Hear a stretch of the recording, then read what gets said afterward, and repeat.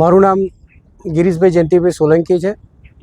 હું વ્યવસાય એડવોકેટ છું અને જ્યારે સમગ્ર ગુજરાતમાં બાર એસોસિએશનની ચૂંટણી થાય છે તેવી જ રીતે આવતીકાલે 19/12/2025ના રોજ નડિયાદ બાર એસોસિએશનની ચૂંટણી છે, જેમાં મેં મારી કારોબારી સભ્ય પદે ઉમેદવારી નોંધાવેલી છે। મારો અનુક્રમ નંબર 2 છે અને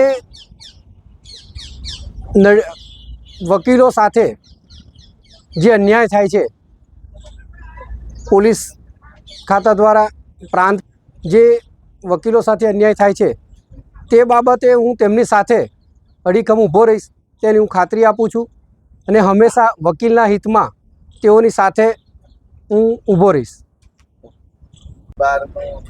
ઇલેક્શન આવતીકાલે શું છે અભિપ્રાય તમારો? સમગ્ર ગુજરાત રાજ્યમાં બાર એસોસિએશનની ચૂંટણીની તારીખ આવતીકાલે 19/12/2025ના રોજ છે। એમાં દેશને આઝાદી અપાવનાર અને આઝાદીમાં સૌથી વધુ યોગદાન આપનાર મહાત્મા ગાંધી, સરદાર વલ્લભભાઈ પટેલ સાહેબ, જવાહરલાલ નહેરુ, ડૉક્ટર બાબા સાહેબ આંબેડકર, મૌલાના આઝાદ, આ બધા વકીલ સાહેબો હતા અને આ વકીલ સાહેબો દેશની આઝાદીમાં બહુ મોટું યોગદાન આપેલું। એવા જ વકીલ સાહેબોના બાર એસોસિએશનની ચૂંટણી આવતીકાલે છે, તેમાં નડિયાદ બાર એસોસિએશનની ચૂંટણી પણ આવતીકાલે છે।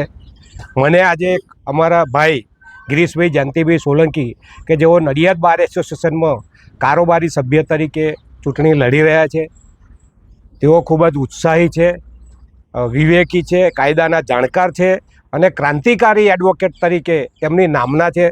તેઓ સામાજિક પ્રવૃત્તિઓ સાથે પણ સંકળાયેલા છે। તેઓ સફાઈ કામદાર સંઘના પણ પ્રમુખ છે અને તેમણે ઘણી બધી લડતો આપેલી છે। એટલે આપના માધ્યમથી કહેવા માગું છું કે ગિરીશભાઈ જ્યારે સામાજિક સેવાઓ આપતા હોય, વકીલો માટે સારી કામગીરી કરવાની એ આપતા હોય તો ગિરીશભાઈને મત આપવો એવી મારી આપના માધ્યમથી વકીલોને અપીલ છે।